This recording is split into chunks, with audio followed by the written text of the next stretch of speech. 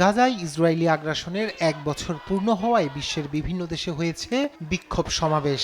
এদিন new York সিটিতে মিছিল করেন হাজার হাজার মানুষ। বিক্ষোভকারীরা নিউ ইয়র্ক স্টক এক্সচেঞ্জের সামনে বড় ফিলিস্তিনি পতাকা উত্তোলন করেন। স্থানীয় সময় সোমবার ক্যালিফোর্নিয়া ইউনিভার্সিটির ক্যাম্পাসে ফিলিস্তিনিদের সমর্থনে বিক্ষোভ করে শত শত শিক্ষার্থী।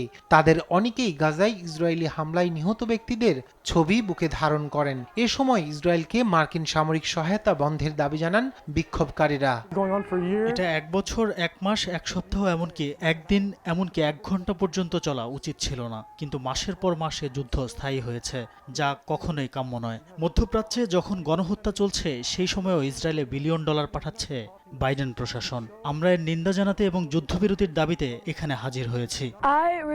আমি এমন একজন রাষ্ট্রপতি আর নেতাকে ভোট দিতে চাই না যে গণহত্যার দোসর, যে ব্যক্তি লেবানন ও ফিলিস্তিন সর্বোপরি মধ্যপ্রাচ্যে সংঘাত সৃষ্টি করছে, তাদের পক্ষে আমার সমর্থন থাকবে না।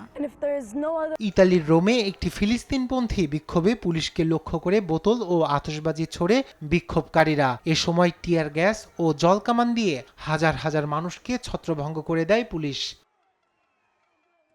নিউজিল্যান্ডের অকল্যান্ডে সরকারি টেলিভিশনের বাহিরে যুদ্ধবিরতির দাবিতে জড়ো হয় ফিলিস্তিনপন্থী বিক্ষোভকারীরা। এ সময় তারা কট্টর ডানপন্থী খ্রিস্টান গ্রুপ ডেস্টিনি চার্চের সমর্থকদের সঙ্গে সংঘর্ষে লিপ্ত হয়। ঘটনাস্থলে উপস্থিত ছিলেন ৩৫ জন পুলিশ সদস্য, যারা দুই দলকে থামানোর চেষ্টা করেন। পরে তারা পেপার স্প্রে করে বিক্ষোভকারীদের ওপর। এদিকে বার্লিনে ফিলিস্তিনপন্থী এক বিক্ষোভে সহস্রাধিক মানুষ সমবেত হয় বলে জানায় জার্মান পুলিশ। যুক্তরাজ্যের লন্ডনে ন্যাশনাল মার্চ ফর প্যালেস্টাইন শীর্ষক বিক্ষোভ সমাবেশে বেসামরিক নাগরিকদের ওপর বোমা হামলা বন্ধ করো স্লোগান তোলেন বিক্ষোভকারীরা। লন্ডনের সমাবেশ থেকে অন্তত ১৫ জনকে গ্রেপ্তার করা হয়। ফ্রান্সের বিভিন্ন শহরে ফিলিস্তিনিদের প্রতি সংহতি জানিয়ে বিক্ষোভ মিছিল হয়।